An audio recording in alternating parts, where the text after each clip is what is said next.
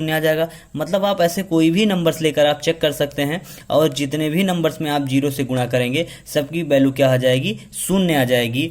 अब देखिए अगले क्वेश्चंस की तरफ हम देखते हैं। अगला हमारा जो पड़ाव है, गुणनफल का तत्समक अवयव क्या होता है। तत्समक अवयव का मतलब क्या हो गया कि यदि कोई ए पूर्ण संख्या हो तो ए का एक से गुणा करने पर उसका मान क्या आता है। अब देखिए बच्चे, जब कोई भी पूर्ण संख्या होती है और उसे हम एक से गुणा करते हैं तो उसका मान उसको वही प्राप्त होता है। तो मान लीजिए 5 है, 5 में 1 से गुणा करेंगे तो वही वैल्यू प्राप्त होगी ना जो वैल्यू आपके पास पहले थी। ए में 1 से गुणा किए तो हमारे पास वैल्यू क्या मिल गई, 1 मिल गई। अगर बी में करते तब भी हमारे पास वैल्यू क्या मिल जाती, बी। इसका मतलब हो गया कि कोई भी पूर्ण संख्या हो और उसमें 1 से अगर आप गुणा करेंगे तो हमेशा आपको वैल्यू कौन सी मिलेगी, वही जो आपकी पहली वाली वैल्यू थी, या जो हम कहते हैं पिछली वाली वैल्यू थी, या जो वास्तविक आपकी वैल्यू थी वही वैल्यू आपको मिलेगी। अगला जो है हमारा बच्चों वो है हमारा साहचर्य प्रगुण। साहचर्य प्रगुण क्या कहता है, यदि ए बी सी 3 पूर्ण संख्या हो तो क्या करेंगे हम, मान लीजिए ए बी सी आपने 3 पूर्ण संख्याएं ले लिया है। अब उसमें क्या करना है कि इनको गुणा करना है आपस में। तो ए गुणे बी गुणे सी ऐसे दिया है, तो आप इसको ऐसे भी कर सकते हैं, ए को बाहर करके बी गुणे सी कर सकते हैं, या सी को बाहर करके ए गुणे बी कर सकते हैं, या हम कहते हैं बी को बाहर करके ए गुणे सी कर सकते हैं। लेकिन चाहे जितनी बार आप कोशिश करेंगे, मतलब क्रमों का बदलाव करेंगे, सिर्फ आपको वैल्यू वही ए बी सी ही मिलेगी। या हम लिख सकते हैं जो गुणा करने पर हमारी वैल्यू आएगी हमको वही वैल्यू प्राप्त होगी।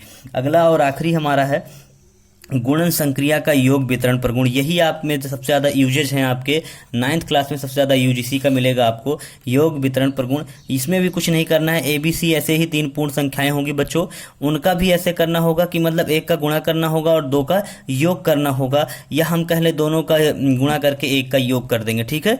तो जहाँ योग और गुणन दोनों प्रक्रियाएं आ जाएंगी वही हमारी योग गुणन संक्रिया का योग वितरण प्रगुण हो जाएगा। देखिए ए गुणे बी प्लस सी दिया हुआ था, एक बार हमने बी से गुणा कर दिया, एक बार हमने बी से, एक बार इसी ए को उठा के हमने सी से गुणा कर दिया। अब चाहे आप इसको गुणा करेंगे या इसको करेंगे, दोनों के मान में आपके कोई भी परिवर्तन नहीं दिखेगा, दोनों के मान आपके सेम दिखाई देंगे। तो ये था हमारा पूर्ण संख्याओं में गुणा के प्रगुण। आइए बच्चों इसी टॉपिक में हम आगे बढ़ते हैं और क्वेश्चनों को सॉल्व करते हैं, हमारे किस तरह से क्वेश्चंस पूछे जाते हैं। जो हमारा 1B में जो हमें सॉल्व करना है, पहला क्वेश्चन है निम्नलिखित पूर्णांकों के योगात्मक प्रतिलोम लिखिए। क्या है, निम्नलिखित पूर्णांकों के क्या लिखना है बच्चों, योगात्मक प्रतिलोम लिखना है। -7 का योगात्मक प्रतिलोम क्या होगा, तो -7 का योगात्मक प्रतिलोम मैं पहले ही बता चुका हूं। योगात्मक अगर कह रहा है तो इसका मतलब बच्चों कि जो माइनस में है उसे हम प्लस में लिख देंगे, वही योगात्मक प्रतिलोम। प्रतिलोम का मतलब ही होता है उसका उल्टा, ठीक है। अयोगात्मक कह रहा है तो अगर प्लस में चीजें लिखी हो तो उसे माइनस में कर दें, माइनस में चीजें लिखी हो तो उसे प्लस में कर दें। तो ये माइनस में था, -7 का योगात्मक प्रतिलोम हमारा क्या बन गया, 7। अब आते हैं अगला हमारा